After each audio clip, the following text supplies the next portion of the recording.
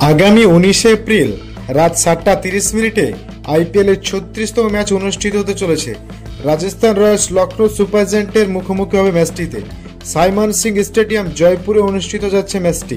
তো এই ম্যাচে কোন দল জিততে পারে সেটাই আপনাদের সামনে আলোচনা করব এবং এই মাঠে কোন দলের পারফরমেন্স কেমন সেটাও আপনাদের সামনে তুলে ধরব। তাই ভিডিওটি সম্পূর্ণ দেখুন, আর ভিডিওটি যদি ভালো লাগে তাহলে ভিডিওটি লাইক করে চ্যানেলটি সাবস্ক্রাইব করবে। আইপিএল এর 18তম আসরে প্রত্যেকটা দল শক্তিশালীভাবে নিজেদের দল গঠন করে শিরোপা জয়ের লক্ষ্যে মাঠে নামছে।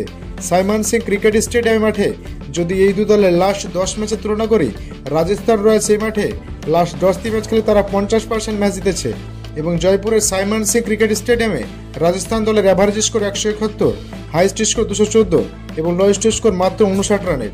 তারপর যদি বলে লখনৌ সুপার জায়ান্ট দলের কথা, তারা এই জয়পুরের সাইমন সিং ক্রিকেট মাঠে দুটি ম্যাচ খেলে তারাও 50% ম্যাচ জিতেছে, অর্থাৎ একটি হেরেছে এবং একটি জিতেছে। এবং লখনৌ সুপার জায়ান্টে এই মাঠে অ্যাভারেজ স্কোর 163, হাইস্ট স্কোর 173 এবং লোয়েস্ট স্কোর মাত্র 153। তো বন্ধুরা, পরিসংখ্যান অনুযায়ী এই সাইমন সিং ক্রিকেট মাঠে রাজস্থান রয়্যালসের পাল্লা ভারী। তাছাড়া নিজেদের ঘরের মাঠ এবং নিজেদের সাপোর্ট ফ্যান ফলোয়ার তো অনেক থাকবে, সেদিক থেকেও রাজস্থান রয়্যালস অনেকটা এগিয়ে থাকবে।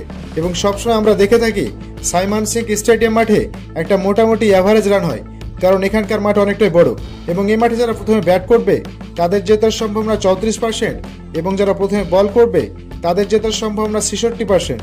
এবং সাইমন সিং ক্রিকেট মাঠে ফার্স্ট ইনিংস 161 রানের এবং সেকেন্ড ইনিংস 149 রানের। তো দর্শক, এখানে নিশ্চিতভাবে বলা যায় যারা মোটামুটি প্রথমে বল করবে তাদের জেতার সম্ভাবনা বেশি।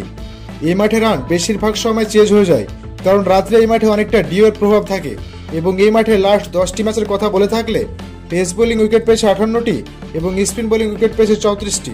সুতরাং এই মাঠে পেস বোলিং বেশি কার্যকরী এবং এই মাঠে স্পিন বল অতটাও কার্যকরী হয় না। দর্শক, যদি হেড টু হেড কথা বলি, লাস্ট 5 ম্যাচে এই দু দলের দেখা হয়েছে এবং 4টিতে জয় পেয়েছে রাজস্থান রয়্যালস এবং 1টিতে জয় পেয়েছে লখনৌ সুপার জায়ান্ট। এদিক থেকেও এখানে রাজস্থান রয়্যালস অনেকটা এগিয়ে থাকবে, কিন্তু বর্তমানে শক্তিমত্তার দিক দিয়ে এই দুই দলের মধ্যে কোনো দলই কম শক্তিশালী নয়। আবার রাজস্থান রয়্যালস যেহেতু নিজের মাঠে খেলবে তাই তারা এগিয়ে থাকবে। আবার ফ্যান পোলে এই দু দলের মধ্যে রাজস্থান রয়্যালসকে 36% জেতার সম্ভাবনা দিয়েছে আর দিল্লি ক্যাপিটালসকে 64% জেতার সম্ভাবনা দিয়েছে।